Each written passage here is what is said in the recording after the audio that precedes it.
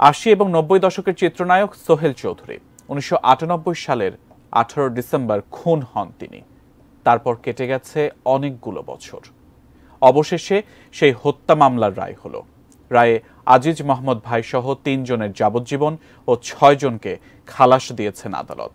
বৃহস্পতিবার ঢাকার দ্রুত বিচার ট্রাইব্যুনাল ২ এর বিচারক অরুণাভ চক্রবর্তী এ রায় ঘোষণা করেন। তবে জনমনে প্রশ্ন, আলোচিত হত্যাকাণ্ডের রায় পেতে এত বিলম্ব হলো কেন? জানাচ্ছেন এসআই রাজ। ১৯৯৮ সালের ১৮ ডিসেম্বর ভোর রাজধানীর অভিজাত এলাকা বনানীর ১৭ নম্বর রোডের আবেদিন টাওয়ারে অবস্থিত ট্রাম্প ক্লাবের নিচে উপুড় হয়ে থাকা একটি মরদেহ ঘিরে দাঁড়িয়েছিল শত শত মানুষ। রক্তে ভেসে যাচ্ছিল চারপাশ। রক্তের ছাপ শুরু হয়েছিল ক্লাবের সিঁড়ির সামনে থেকে।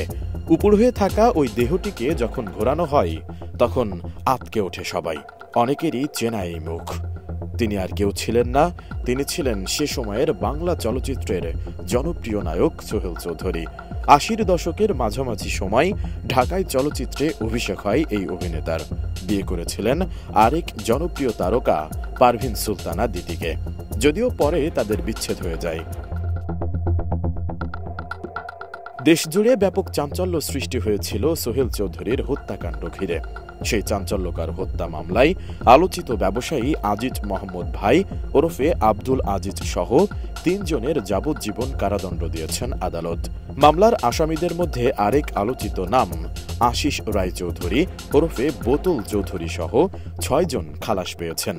বৃহস্পতিবার ঢাকার দ্রুত বিচার ট্রাইব্যুনাল ২ এর বিচারক অরুণাভ চক্রবর্তীর আদালত এই রায় ঘোষণা করেন। যাবজ্জীবনের পাশাপাশি ৩ জনকে ২ লাখ করে জরিমানা করা হয়েছে। অনাদায়ে ১ মাস কারাদণ্ড ভোগ করতে হবে তাদের। যাবজ্জীবন কারাদণ্ড পাওয়া ৩ আসামি হলেন আব্দুল আজিজ ভাই ওরফে আব্দুল আজিজ, ট্রাম্পস ক্লাবের মালিক আফাকুল ইসলাম ওরফে বান্টি ইসলাম ও আদনান সিদ্দিকী। আর মামলা থেকে খালাস পাওয়া আসামিরা হলেন তারেক সাইদ মামুন, সেলিম খান, হারুন রশিদ ওরফে লেদার লিটন ওরফে বস লিটন, ফারুক আব্বাসী, শীর্ষ সন্ত্রাসী সানজিদুল ইসলাম ইমন ও আশিস রায়চৌধুরী ওরফে বোতল চৌধুরী। মামলায় রাষ্ট্রপক্ষের সাক্ষী উপস্থাপনের ব্যর্থতাকে বিচার নিষ্পত্তির বিলম্বের অন্যতম প্রধান কারণ হিসেবে চিহ্নিত করা যায় বলে জানিয়েছেন ঢাকার দ্রুত বিচার ট্রাইব্যুনাল ২ এর বিচারক। একই সঙ্গে মামলাটির বিচার নিষ্পত্তিতে বিলম্বের জন্য আরও ৬টি কারণ তুলে ধরেছেন তিনি। প্রধান বিচারপতি ওবায়দুল হাসানের নেতৃত্বাধীন ৫ সদস্যের আপিল বিভাগে সোমবার উপস্থাপিত বিচারকের এক প্রতিবেদনে এসব কারণ উল্লেখ করা হয়েছে। গত ৬ ফেব্রুয়ারি আপিল বিভাগ ৬ মাসের মধ্যে মামলাটির বিচার শেষ করতে আদালতকে নির্দেশ দেন। ওই মামলার আসামি আশিস রায়চৌধুরীর জামিনের বিরুদ্ধে রাষ্ট্রপক্ষের করা আবেদন শুনানিতে এ আদেশ দেওয়া হয়।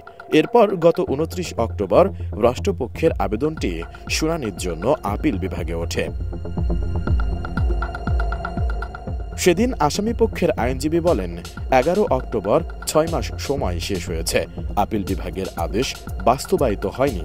এমন প্রেক্ষাপটে ৬ ফেব্রুয়ারি দেওয়া আদেশ অনুসারে উল্লেখিত সময়ের মধ্যে মামলাটির বিচার কেন শেষ হয়নি তার কারণ ১ সপ্তাহের মধ্যে সংশ্লিষ্ট বিচারককে জানাতে নির্দেশ দেন আপিল বিভাগ।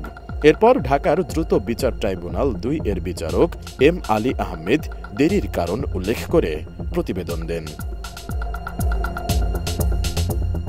এসআই রাজ, এটিএন নিউজ, ঢাকা।